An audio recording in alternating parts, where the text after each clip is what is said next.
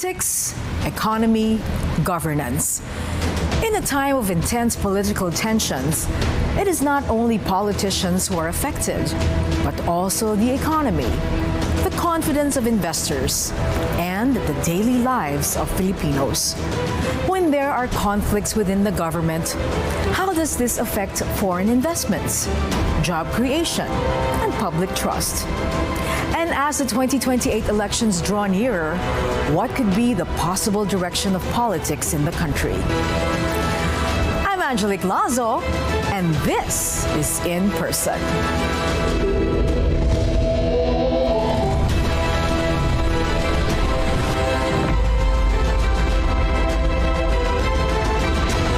Ito ang In Person.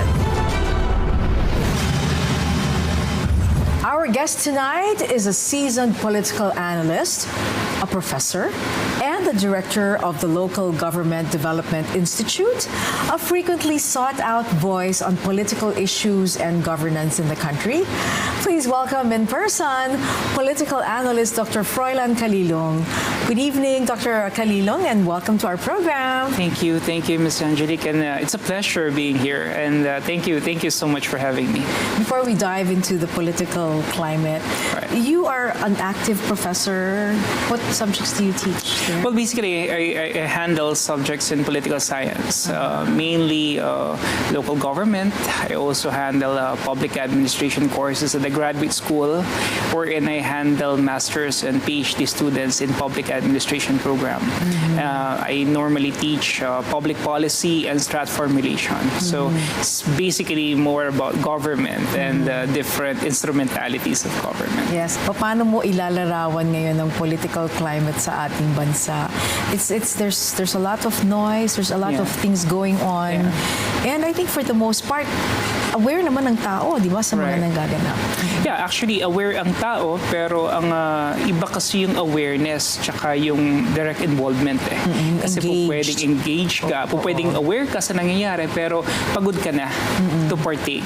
You know? And I think this is a product of a long and painful political history of the political climate of the country, di ba? Dahil nga, sa totoo lang, ano, parang hindi naman tayo nagkaroon ng kahit anong administration na walang kinasangkutan na turbulence. It's never ending, ano? Yes, napapalitan lang yung mga pangalan, pero there's a continuing struggle, di ba? Exactly. And that, I think, is the problem right now. I think many of our countrymen are a bit too over-occupied with their daily survival for them to actually be too focused on the political noise happening. And syempre, nandun na rin yung apathy and indifference because maybe many of them will think that even if they will get themselves involved, up to what extent will this bring to them? I mean, will it bring food to the table? Will it become or make them more sustainable in the long run? Kaya yung involvement talagang, although nandoon, pero yung commitment to really changing or eradicating the present status quo or challenging it at the very least, talagang questionable. Limited, no? Yes. Maybe siguro hanggang sa social media yung participation, pero yung in actuality, making things change from the ground, ano? Doon tayo medyo nagkukulang. Okay, gaano kalaki ang epekto ng sa tiwala ng publiko sa pamahalaan itong panahon na matindi ang political tensions natin ngayon? Well, very, very important na mapanatili ng ating gobyerno, no? Ng kahit anong administration, yung tiwala at yung pagkilala ng taong bayan, because this forms part of the, number one, the mandate, the legitimacy at the same time. And then, of course, yung kasing yung pagkilala doon sa institutions is very, very important. Kasi kapag yun ang nag-erode o nawala, talagang magiging mahirap para sa atin. Ano? I mean, you're already facing a lot of problems left and right, political noise, political turmoil, political chaos. And then, ang gusto mo sana is kahit paano magkaroon ng semblance of unison yung taong bayan amidst political divisiveness and polarization. Pero kapag nawala kasi yung kumpiyansa, yung tiwala ng taong bayan sa sa liderato at sa pamahalaan, yun talaga ang magiging malaking hamon, ano? Kasi you can never win that back. It's very, very difficult to win that back. And even if we have elections, coalitions are going to be formed, alliances will be made, but at the end of the day, it's really the public and the consciousness of the public, the belief of the public in the democratic spaces that really truly matter. Sa palagay mo ba parang medyo nabawasan yung kasi yung institutions medyo na-erode yung tiwala ng taong bayan sa mga institusyon natin, particularly the Senate? Well, I would definitely agree to that, no? Dahil nakikita naman natin, the Senate kasi is viewed to be a hallowed, highly esteemed institution. Yes. Kasi dito, in its halls, actually walked many technocrats and political giants, I would say, that really shape what we are right now and the trajectory of our Philippine politics, as we know it right now. Pero yun nga, dahil nga sa nangyayari ng mga kaguluhan, pagbabago ng mga alliances, pagkakaroon ng coalitions, pagkakaroon ng mga behind the scenes ng mga arrangements, it really gives the idea to the people na nasaan na ba talaga yung ating Senado, nasaan na ba yung Kongreso, nasaan na ba talaga itong mga once pinagkatiwalaan natin at nirerespeto natin ng mga institusyon. It's really quite problematic, really. And at the end of it all, and at the core of it, it's really all about political maneuverings. It's all about orchestration. It's all about trying to get their own leverage. No? And yun yung mahirap.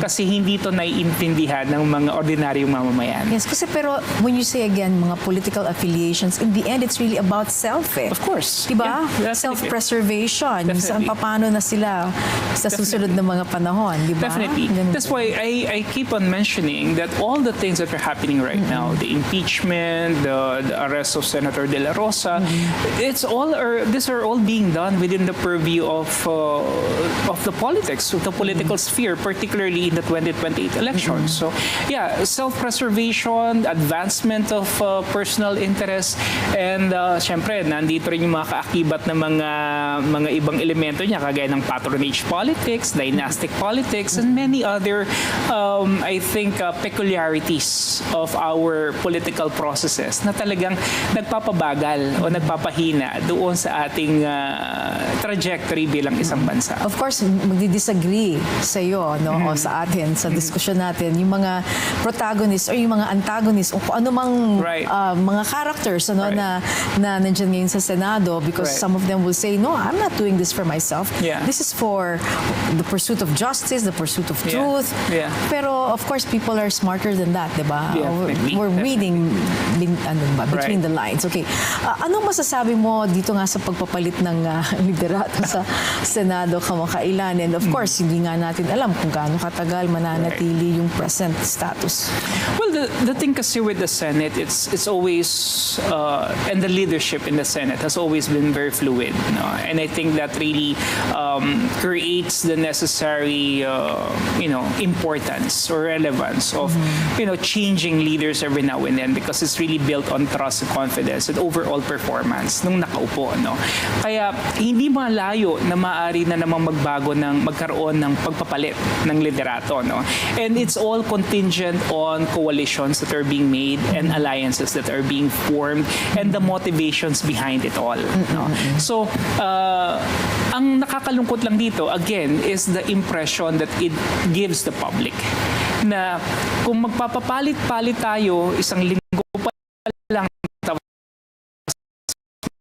magpapalit na naman, di ba, itong kasalukuyang leadership para sabihin natin na kailangan siyang baguhin. Kasi if not, on the part of the public, ito nga yung inaayawan nila. Kasi sa totoo lang, marami sa ating kababayan are already experiencing yung tinatawag nating political fatigue. They're already so tired of it. The divide of governance and less of politics. Pero here are our senators, congressmen, congressmen always giving them more of politics and less of governance.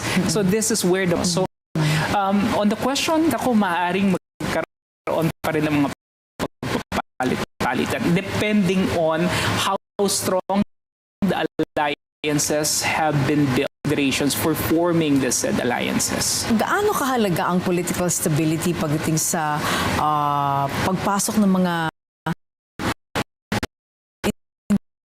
investments and all, yung mga galing sa, because they're watching. Yeah. They're looking at everything that's going on. And syempre, hindi nila ilalagak ang kanilang mga pondo kapag medyo magulo, no, ang isang bansa politically. Ms. Angelique, meron tayo sa political science, tinatawag natin sa field ng political science, political economy. Okay. Kung saan tinatalakay talaga yung direktang pagkakaugnay ng takbo ng politika doon sa happening in a certain country. It's also possible that the economic trajectory will be dictated by that, and vice versa. Kung ba ito sa ating bansa, lalong-lalo na sa paghikayat ng mga ability brought about by excessive political noise, going to pursue, to go, not to entice them. Because in the first place, kasi mo na anytime ang kaguluhan, na hindi mo naman basta-basta makukuha yung equity mo, na hindi mo naman basta-basta maililipat yung iyong mismong negosyo, no? So definitely they're all watching and they're assessing, and maliwanag na kapag may kaguluhan sa isang bansa, lalong-lalo na sa issue ng political interference, talagang they will be dissuaded from investing, kasi they would rather bring their investments to mga bansa na relative bukin nito accountability, na sinisiguro natin na yung pondo ng mamamayan that's why this impeachment is good within the purview of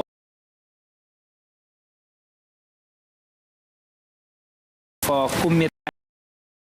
It will really create better avenues for not only understanding, no, but more importantly, yung panunumbalik ng tiwala sa mga institutions na to. No? Kasi in the long run, pag naipakita natin that the Philippines is not just ready for these investments within the context of infrastructure or within the context of becoming business friendly, but within the context of pure governance, ibig sabihin, mas nagiging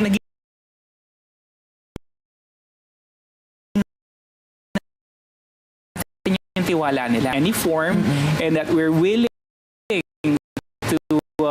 take the long mile to really prosecute and convince, no, na sa tingin natin gumagawa ng katiwalian. Kung kasi bitability and economic agility ang isang bansa doon sa pag-curb down niya sa corruption, and in most cases kung titignan ng mga progresibong mga bansa, no, lalo na yung mga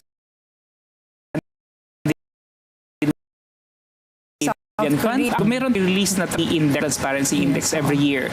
Pansinin natin na yung mga bansa na nag-figure in dito 1, 2, and 3, karamihan mga Scandinavian countries. Finland, Denmark, Sweden. And ano yung meron sa mga bansa na to, no? They have high rates of political stability, and this is conditioned by the premise that they have low levels of corruption. So kapag yung bansa mataas yung level ng corruption, naturally, yung tiwala at kumpiyansa apektado. So, in other words, we have to see this impeachment process all the way to the end. Right. Ano man ang kahantungan nun, di ba? And nga lang, as we know it, impeachment kasi is a political numbers game. Also that's the problem. No? I just hope hoping against all hope na yung ating mga senator judges will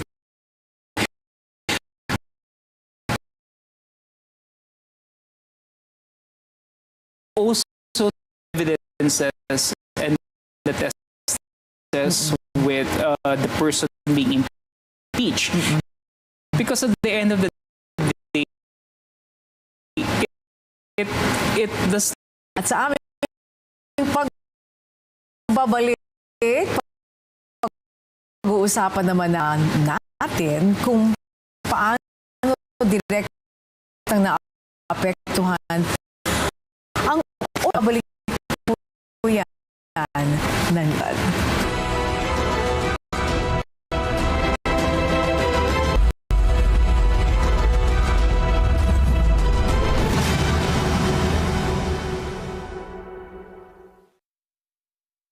The best way to understand a place is through its food.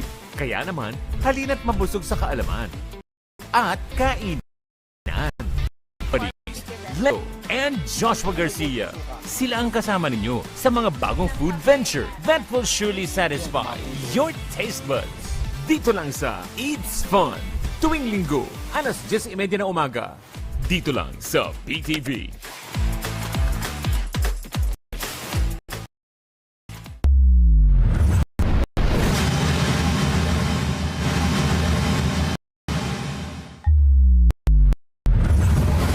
Babalik po ang in-person at kasama pa rin natin ngayong gabi ang political analyst na Calilung. Okay, so Dr. Froilan, madalas sabihin ng mga tao na, oy, political lang yan. Pero sa totoo lamang, paano nga ba? Basically, alam na natin ang gobyerno dito, ito yung pandayan ng mga polisiya at ang mga strategiya. At so yung ginagawa sa Kongreso na pagbalangkas ng mga batas, yung ginagawa sa Senado na paggawa ng mga polisiya, at gayon din naman sa mga local subdivisions, yung proseso ng paggawa ng mga makabubuting mga polisiya at mga, sabihin na natin, mga measures na kagaya nito sa backseat. No? And ano nangyayari is masyado tayong nalulunod. No? We don't need an impeachment. Tutukan natin, presyo ng bilihin, presyo nito, ganyan. But on the other hand, pang mga ganyang bako lang or as is lang. The narrative is actually on how we could create accountability and justice, but how could we balance it via yung pagbibigay din natin ng agarang tulong at sabihin natin responde doon sa mga pangailangan ng ating mga kababayan, lalo na sa krisis na kinakaharap natin ngayon. Ano? Ang kinakailangan natin kasi talaga structural and systemic reforms, no? Hindi lang basta-basta piecemeal na mga or mga band-aid solutions.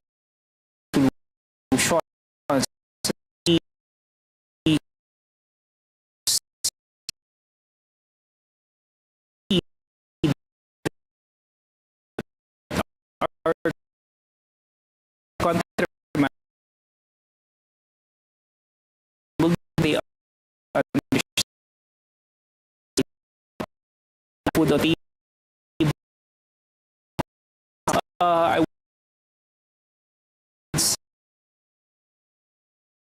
say that's sobrang baba yung atensyon na ibinibigay sa mga reforma. Should be a balance of both, no, especially governance and politics. Okay, sa social media kita natin ito, no, talagang lumalala yung pagkakahati-hati natin mga Pilipino. Meron talagang completely, alam mo, side nito, tapos kabilang side naman. There was a time when one side kept saying na may sakit si Presidente.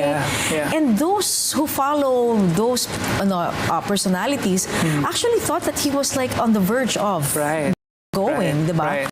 Right. Kaya nung pag may nagpo-post na totoong buhay siya and everything, nagugulat sila. Yeah, right. So anyway, kita-kita natin talaga yung pagkakati. And malungkot yun, di ba? Yeah, actually. And I think this is the sad realization that we now live in a parang duality. A dual universe. No? Yung isang universe, yung realidad, at yung isa naman to any identity, for that matter, and anybody is entitled to his or own conviction.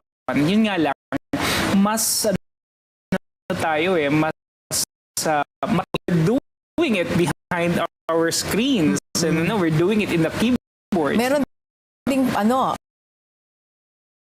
pwedeng in person. And nasasabi mo talaga and repost something and share this,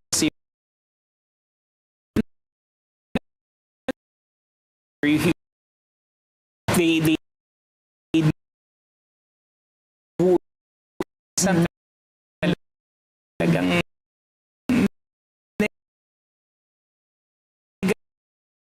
negatively in spite of the social media role. All the more, di ba? Shaping public opinion. At least dito sa media, then may mga layers of filtering, no? Yes.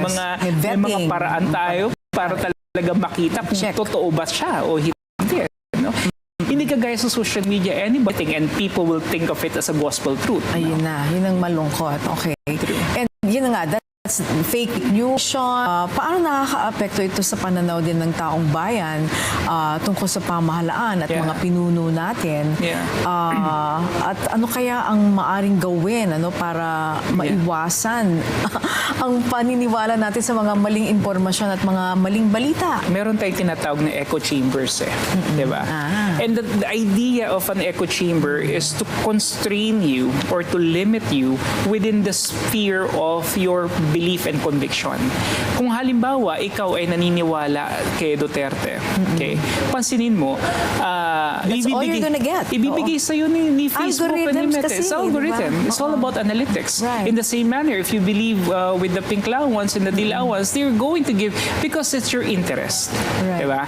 They think and they perceive na dito ka, so ito yung ibibigay niya sa'yo. Okay? And syempre, kapag ka ulit na kukonsume mo every day, let's say, renew mo lang naman yung isang news about Sara Duterte and then binigyan ka na ngayon ni Meta na kung ano-ano about Sara Duterte. And then, unti-unti, mababago yung perception. May conditioning. May conditioning effect siya. Because you're exposed to that every single time you're the same thing. May isip ngayon, hindi naman Duterte, hindi naman pala siya corrupt kagaya na sinasabi ng kanyang mga kalaban. O kung dati kang naniniwala kay Leni Robredo, baka ngayon mapupunta ka na kay Sara Duterte. So it's all about conditioning. And yun nga, kung wala tayong discernment na tinatawag, yung matalinong pagpapasya at binabalangkas lahat natin at ang iba't ibang anggulo, doon tayo may hirapan dahil po pwede talaga tayong makondisyon yung social media. Okay, sa ating pagbabalik, tatalakayin naman natin ang posibleng epekto ng mga nangyayari ngayon sa paparating na 2028 national elections. It's still 2 years down the road, but you know how time just flies. Right. Sa pagbabalik po yan ng In Person.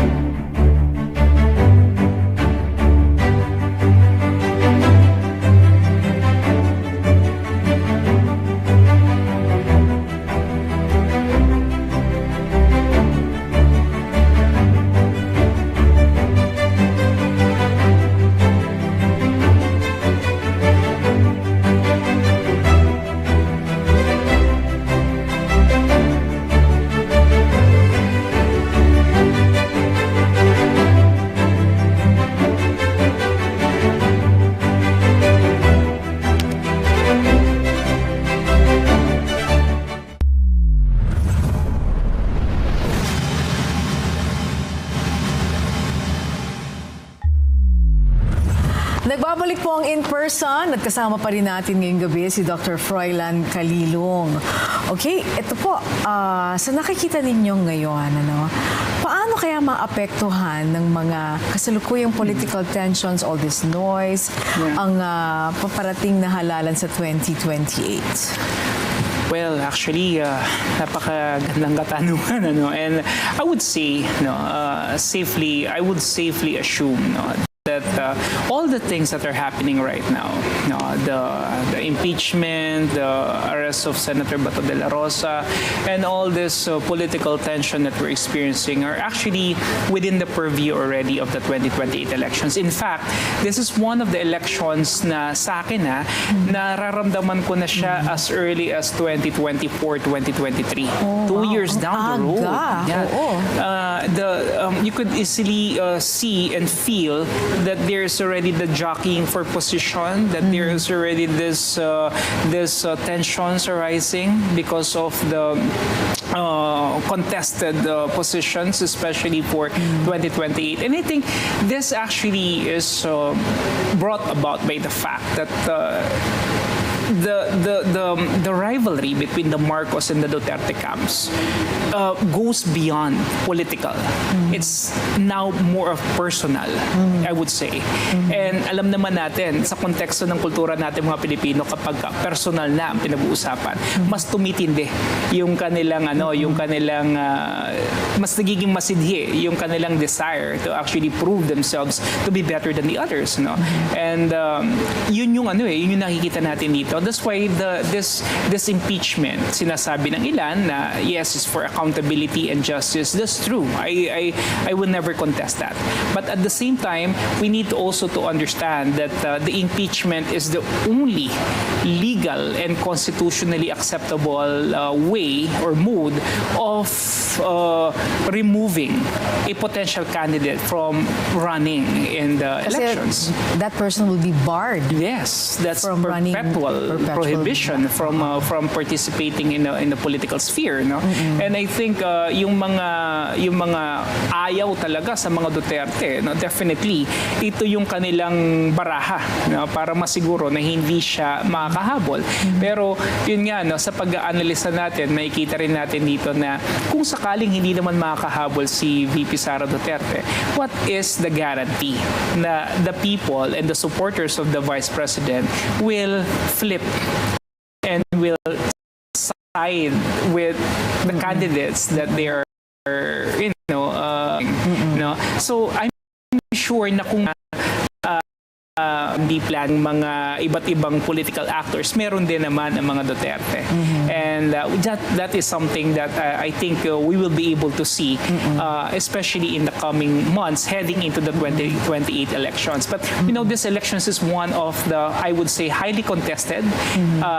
Sobrang taas ng tension this early, and I really hope that it will turn out to be peaceful, and sana maging maayos din yung kanyang kakahinatnan, kahit na ngayon pa lang nararamdaman na natin yung political heat this early. Balikan natin ng eleksyon.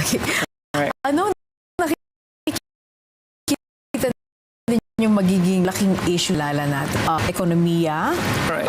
Ito ba'y good governance o political stability? Ano kaya? I would say all of those, including several other angles or several other components like disaster resilience, yes. Crisis navigation, because we are currently in a crisis at the moment, renewable energy.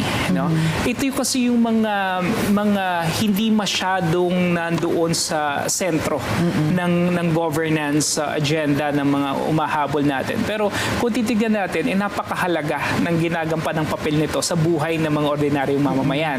At ang mahalaga rito is kung paano nila itong maiko-connecta doon sa pang-araw-araw na buhay na kinakasadlakan ng ating mga kababayan. I think this will give them a good leverage going into the election. So, itong issue ng good governance, pwede nating syempreng i-amplify ito within the purview of corruption.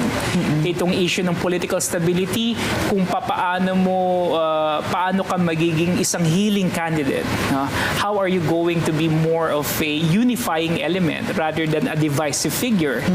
Ito namang question about economy, how are you going to navigate us through this crisis? Because let's face it, even if the war in the Middle East will be finished, and I hope it finishes soon, the impact and the effect of this will be felt for many more months or even years to come. Yes, because infrastructure doon nasira and all that. So paano mo ilalatag sa taong bayan kung ano yung mga konkretong hakbang para talaga masiguro natin na kaya nating i-meet head-on itong challenges na to. Bottom line is, stomach pa rin, di ba? Anong makakain natin para sa ating mga pamilya. Exactly. And I think a good political angle that they could work in is how are they going to ensure na yung mga issues na nandito sa atin ngayon, na nararanasan natin ngayon, ay matutugunan nilang maigi. Particularly issues of inflation, issues of currency devaluation, among other things. I think these are the necessary angles na kailangan nilang tignan if they would want the people to listen to them or to at least, and eventually vote for them. Nakikita niyo ba na baka lumala pa lalo ang negative campaigning siguro or disinformation campaigns habang lumalapit tayo sa halalan? Kaya hindi na po siguro mawawala ito sa kultura at sa konteksto ng ating electoral cycles. And in fact, I've been monitoring a lot of elections even in the past, and this every year the trend is that pataas talaga ng pataas yung yung incidents of mudslinging, politics, politicking, vote buying, di ba? Lahat naman ito ay talagang realidad na sa ating politika, at sabi nga natin, kung gusto nating baguhin talaga yung future ng ating bansa, simulan natin on election day. But the problem is, again, nandito pa rin ang mga structural and systemic problems like poverty. There are many people, especially in the far-flung areas and provinces, that they look at the elections as a fiesta. This is the time that they get a lot of money. Mas masaya pa nga sila kapag election kaysa sa Pasko. Kasi mas nagkakapera sila. Mas malaki, And this is an issue of poverty, At bakit may poverty? Kasi nga, they keep on electing people that will just later on rob resources away from them or money from them. So it's a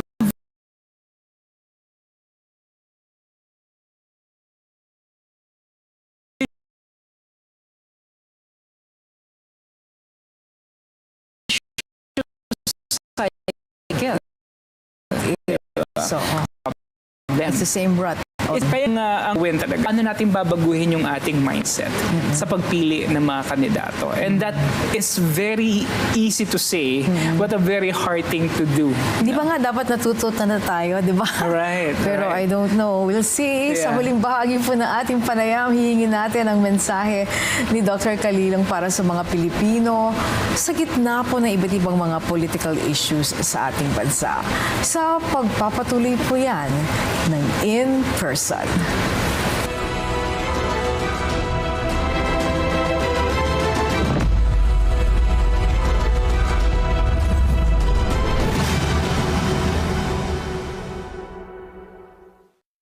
Tara na sa masayang mundo ng paglikha. Kung gusto niyo namang balikan ang mga obrang ginawa natin this week, iba-ibang DIY projects, fun trivias at artworks. Para sa lahat ng kids at mga kids at heart. Samahan si Kuya Joseph, Elia at Cholo sa kanilang exciting art adventures at bigyang kulay ang buhay. Artsy Craftsy!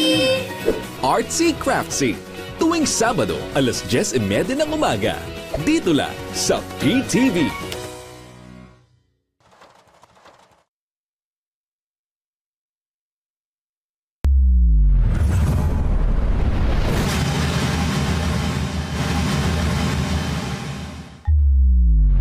Nagbabalik po in person. Kasama natin ngayong gabi si Dr. Froilan Calilung para sa huling bahagi po ng ating panayam sa kanya.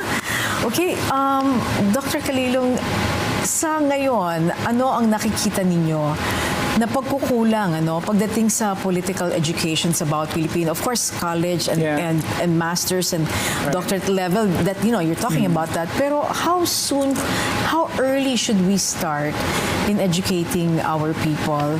Anong dapat gawin para matugunan ng mga kakulangan ito?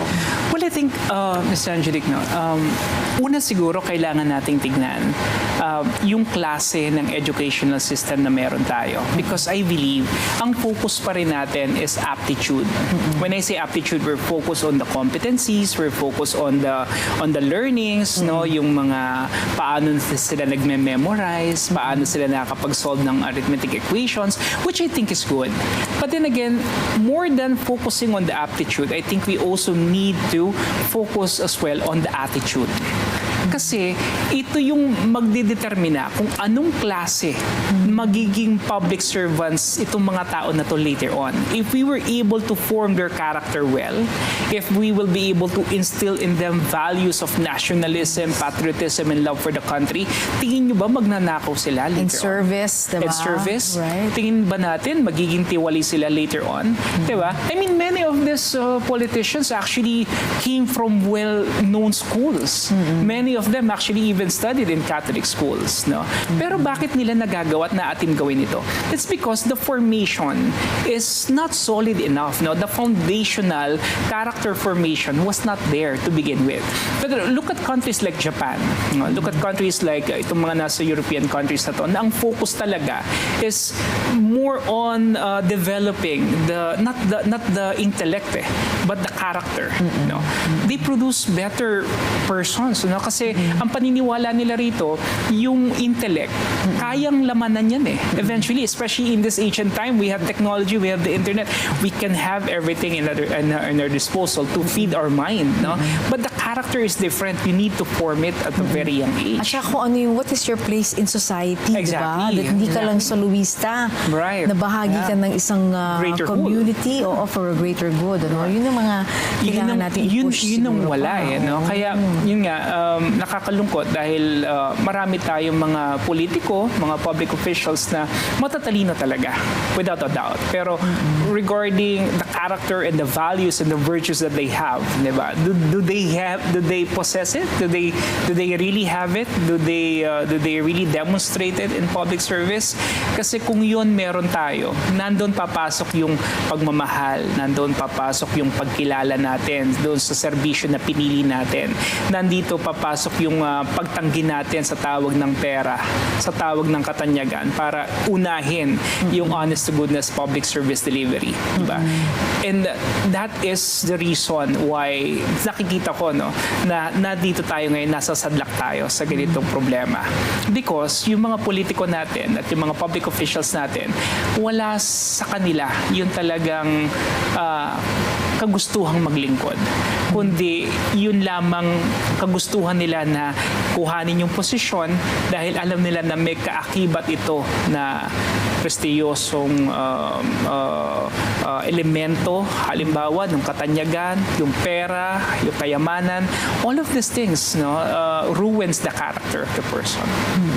So dapat talaga maging mas solid ang pag-form, Right. values formation, character formation. Exactly. Ganyan. Sabi mga love of country. Right. And pati yung faith, May Exactly. papel din ng faith dito. Exactly. That all Exactly. things are fleeting, that there is a final Right. destination. Right, kasi kung isipin mo, Ms. Angelique, parang having all this money lying in front of you, and this Can't take it with is the money of the people, the public is supposed to be, spent for them.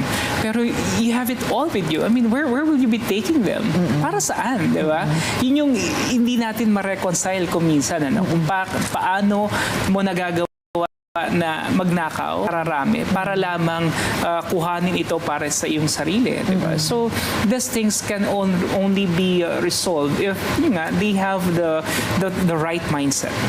Plus yun na nga, yung punitive, Right, yun nga ba, wala pa kasi talaga tayong nakukulong Yeah. ng totohanan, di The ba? accountability. Oo, Yeah, it's very and important. so there's no deterrent for Right. some of them to, Yeah. di ba, to walk away from corruption. That's the problem kasi when you have justice that is purely selective, no? And yun nga nakakalungkot, ano? Yung kumisan, yung ordinaryong mamamayan na nagnakaw, halimbawa ng isang latang sardinas sa palengke, ikukulong mo kaagad. Pero we have, high-ranking politicians, they go unscathed. Even if charges have already been, evidences are insurmountable, pero sila nakakalaya pa rin because they have the money. They have the influence. And that, again, does not resonate well with the public. Kasi pinapalala nito yung greater social and political divide. Na hindi na natin nakikita yung mga politiko natin bilang mga tagasilbi natin, kundi tayo yung parang tumitingala sa kanila, parang mga demigods, no? Which is not supposed to be the case. Kasi it erodes the very context of public service. Kasi dapat tayo yung nasusunod pero ang nangyayari, tayo yung tumatalima lamang sa kanila. May nabasa nga ako na parang it's the poor defending the rich who actually made them poor in the first place. Exactly. Ganon, Exactly. And that's what you have when money and the desire for it is there. No? Kasi to me, ito lang talaga yung dahilan kung bakit nakagawa nila itong mga ganitong mga sabihin na nating pagnanakaw sa kabanang bayan. And if you know and if you see poverty staring at you in the very eyes on a daily basis, I don't think they will be doing these things. So malaki ang responsibilidad ng ating mga kababayan, ang papel nila sa darating na eleksyon, na maging mas mapanuri at mas talagang piliin ng mga botante at mas patatagin pa natin ang ating demokrasya sa ating bansa. Right. Exactly. Yun nga, lagi kong sinasabi, tayo yung pinakamakapangyarihan every time there is an election. True. Okay? And we hold that power. We need to be empowered and we should feel it. Kasi immediately after the election, balik na naman tayo sa pagiging basahan Masakit masabihin pero ito po yung totoo, hindi po tayo napapagsilbihan. Bakit? Kasi nga, we commit the same blunder every now so often and we don't learn from it. Kaya nga sabi ko kanina, it's just a vicious cycle. And siguro kung magkakaroon tayo ng mga, should I say, mga mavericks o yung mga bagong pangalan na masasabi natin talagang idealistic enough, siguro mababago nito yung political mainstream mababago rin ito yung perception natin regarding our politicians, and that needs a careful assessment. Ano yun kumbaga parang rare breed of Filipinos na alam ko naman meron. Alam ko naman at naniniwala ko marami pa rin ng mga Pilipino ang talagang nandun yung kagustuhan nila maglingkod. Kaya lang hindi nila ma-break yung political mainstream because of dynastic politics, because of people who are constantly seeking power. Kaya lack of funding, lack of name recall, di ba? Kaya gusto yung nila maglingkod, the door is immediately shut on them. At yun yung sayang. Ano nakikita na ninyong pagkakaiba ng kaalaman at partisipasyon ng mga Pilipino pagdating sa politika noon at ngayon? Have we matured? Kasi yun nga, the choices that we make are kind of the same, di ba? Compared to the past. So, are we maturing? I would say somehow, little by little, we're getting there. And kasi maturity also comes with the increasing levels of involvement and engagement. And right now, yun nga, marami naman sa ating mga kababayan very, very engaged and very involved. In fact, parang politics na yata ang isang naging favorite pastime ng mga kababayan natin. Dati showbiz Ngayon, parang they're more parang in tune with politics at saka parang yung drama unfolding right before their very eyes. Parang ibang klase yung nakikita natin. And in fact, alam mo, ang nangyayari nga sa politika, mas malala pa sa mga storyline sa drama. Right, exactly. Exactly. Parang hindi natin akalain na maaaring mangyari. Kagaya nung nangyari dito sa Senate nung the past week, we could only imagine what could have transpired. Actually, many Filipinos were waiting with bated breaths, I would say, during that night, and hoping and praying that it will not escalate. Pero these things only happen in action movies, Pero parang ito nangyayari sa atin and ngayon. for us to be be talked about in international Yes. news na ito yung context. Parang Right. di ba nakaka... At hindi maganda. Nakakahiya. Hindi, Oo. nakakahiya at saka nakakatakot at the same time. No? Pero yun nga, ang siguro kailangan talaga natin ditong intindihin at unawain is that every election is always a time of renewal. It's always, there's always a hope in the horizon. Yes. And it can only happen if we will not commit the same mistake again. Or at least, yun nga, yung pagkatuto, unti-unti, kahit man konti, at least nag-i-improve. Moving forward and upward. Okay. Ang pinakamahirap kasi kapag nagre-retrogress tayo. Parang one step forward, two steps backward tayo. Diba? And, pero yun nga, iba kasi po, Ms. Angelique, ang konteksto ng ating lipunan at ating politika, lalong-lalo na kapag may problema ka ng kahirapan, systems failure, institutional problems, no, na nandyan na for the longest time. And I think even the old people that have seen it during their times will also say the same thing right now. No? Only that, mas komplikado nga lang siguro because technology is there, because social media is there. Pero practically, I think there are a lot of similarities, which means that we haven't progressed much. Ayan. At bilang panghuli, ano ang mensahe ninyo sa ating mga kababayan, mga Pilipinong nanonood ngayon, umaasa ng mas maayos at mas matatag na demokrasya? Well, nasa sa atin naman po talaga kung paano natin to titignan at kung paano natin babalikatin yung pong responsibilidad na nakaatang sa atin bilang mamamayang Pilipino. No? If we really want this country to move forward, we need to begin it amongst ourselves. No? Ang problema kasi sa atin, kuminsan, we have been accustomed to parang putting a big load, no, on the government without us even moving a finger. No? Siguro kinakailangan, it's high time na tignan din natin kung paano tayo makakatulong on our own accord. No? Yes. Dahil ito kasing politics and governance is not just a product of one institution alone. It's actually a collective attribute, no, na kailangan lahat ng moving pieces are all in the same page. Kasi kung hindi, we'll definitely go down. And we don't want the Philippines or to see the Philippines going down the drain. So we always want the future to be bright for the country. Right. Change has to start with us now. Right. Alright, maraming salamat Dr. Calilung for your time sa mahalagang mga pananaw at malalim na pagtalakay tungkol sa kasalukuyang kalagayan po ng politika sa ating bansa. Thank you. Maraming po salamat. Magandang gabi po. Kaya muli, ating po nakasama ngayong gabi, political analyst at ang Local Government Development Institute Director, Dr. Froilan Calilung. Salamat po. Salamat po. Tonight's conversation reminds us that politics is not just about power, it is about people, trust, and the future of the nation. When governance is stable, when leadership is accountable, and when citizens stay informed and engaged, democracy becomes stronger. At yan po ang tunay na mukha sa likod ng mga balita at mga isyong pinag-uusapan, matapang na humarap at nagpakilala. Ako po si Angelique Lazo at ito ang In Person.